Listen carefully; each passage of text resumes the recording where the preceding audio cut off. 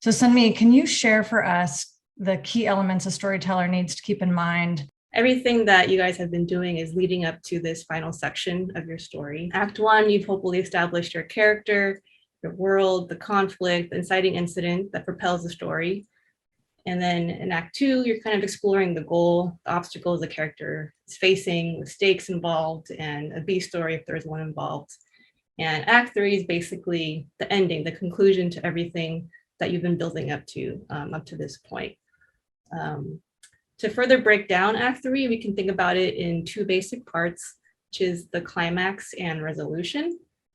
If you chart it, the climax is the highest point of tension in the story. It's where everything sort of comes to a head and collide, and the character has to confront their biggest conflict, and the conflict gets resolved in a certain way. And the resolution is everything that happens after that. The dust settles, everything wraps up, and the story comes to a close. I also wanted to touch on different types of endings. There's the resolved ending, where pretty much everything comes to a clear conclusion, like all the loose ends are tied up. There's nothing really left in question. There's also the unresolved ending, where you can feel that things have come to a close, but you're left kind of hanging on a question.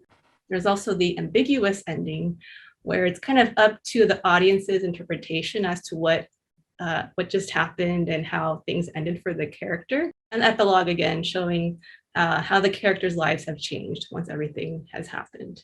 I just really want to mention this quickly. This is a lecture by Michael Arndt that you could find on YouTube, and he does a really great deep dive on what makes, a really impactful, insanely great ending. So I recommend checking that out.